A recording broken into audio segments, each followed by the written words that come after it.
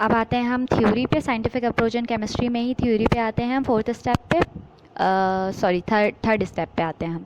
Third step theory. अब क्या होता है, जब हमने एक हाइपोथेसिस दे दिया, अगर वो हाइपोथेसिस एक्सेप्ट हो जाता है साइंटिस्ट के बीच में, साइंटिस्ट उसको कहते हैं कि जी ठीक, बिल्कुल हाइपोथेसिस में जो फैक्ट्स हैं, जो भी आपने सोल्यूशन निकाला है वो बिल्कुल ठीक है, तो जब वो एक्सेप्ट हो जाता है तो उसको हम फिर फॉर्म कर देते हैं, फॉर्मुलेट कर देते हैं थ्योरी। मतलब उसको हम एक थ्योरी बोल देते हैं कि जनाब ये एक थ्योरी हो गई। जैसे बहुत सारी अपनी डाल्टन एटॉमिक थ्योरी है, डार्विन्स थ्योरी है, ये सारी थ्योरीज जो होती हैं ये इसी तरीके से वजूद में आती हैं, इसी प्रोसेस के थ्रू वजूद में आती हैं। The theory remains valid until contrary information are given on the basis of experimentation.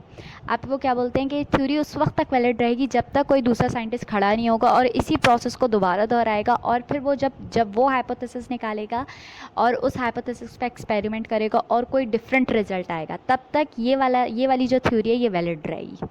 लेकिन अगर उसने कोई एक्सपेरिमेंट किया, उसका हाइपोथेसिस निकाला और कोई डिफरेंट एक्सपेरिमेंट का रिजल्ट आया जो कि एक्सेप्ट भी हो गया, तब ये वाली थ्योरी ख़त्म हो जाएगी और वो थ्योरी मानी जाएगी दूसरी थ्योरी। ठीक।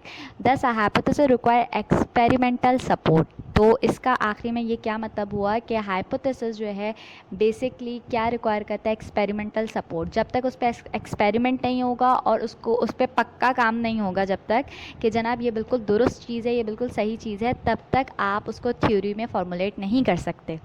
जब उस पर एक्सपेरिमेंट हो जाएगा आप थ्योरी में फॉर्मुलेट करेंगे उसे, और थ्योरी में फॉर्मुलेट करने के बाद भी जब तक कोई दूसरी थ्योरी नहीं आती तब तक वो वैलिड रहेगा। लेकिन अगर उसी के अगेंस्ट कोई दूसरी थ्योरी आ जाती है तो वो कट हो जाएगा, डिलीट हो जाएगा। मतलब उस थ्योरी को हम कहेंगे ये एक्सेप्टेड नहीं है, अब ये थ्योरी रिजेक्ट हो गई है। ठीक।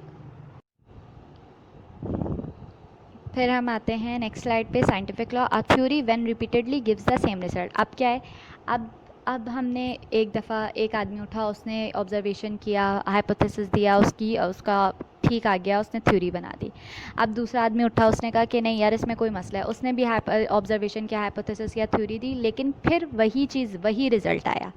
ठीक है, वही रिजल्ट आया, रिपीटेडली यही चीज़ प्रोसेस होती रही।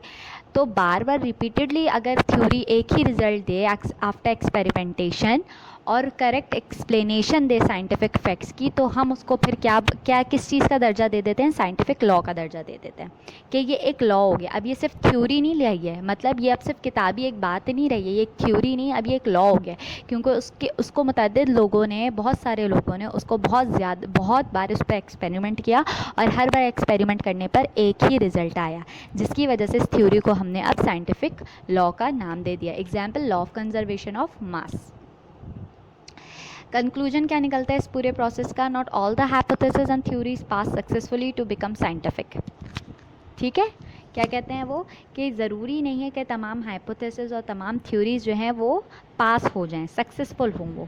ठीक है, वो ज़रूरी नहीं है कि वो साइंटिफिक लॉ का दर्जा उनको मिले, क्योंकि कभी हाइपोथेसिस फेल हो जाता है, कभी उस पर एक्सपेरिमेंट फेल हो जाता है, तो वो थ्योरी नहीं बन पाता, और कभी थ्योरी बन भी जाता है तो अगेन जब उसके ऊपर एक्सपेरिमेंट होता है दोबारा, तो वो दोबारा वो एक्सेप्ट नहीं होती वो थ्योरी और वो लॉ नहीं बन पाता।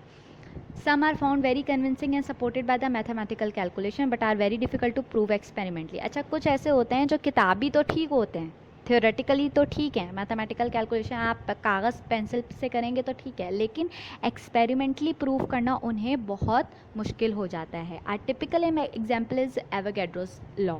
एवोगैड्रोस लॉ आप अभी नहीं, मेरे ख्याल से फिज़िक्स में पढ़ेंगे शायद ना, तो एवोगैड्रोस लॉ में यही है कि वो थियोरेटिकली तो ठीक है मैथमेटिकल कैलकुलेशन, लेकिन उसको आप प्रूफ नहीं कर सकते।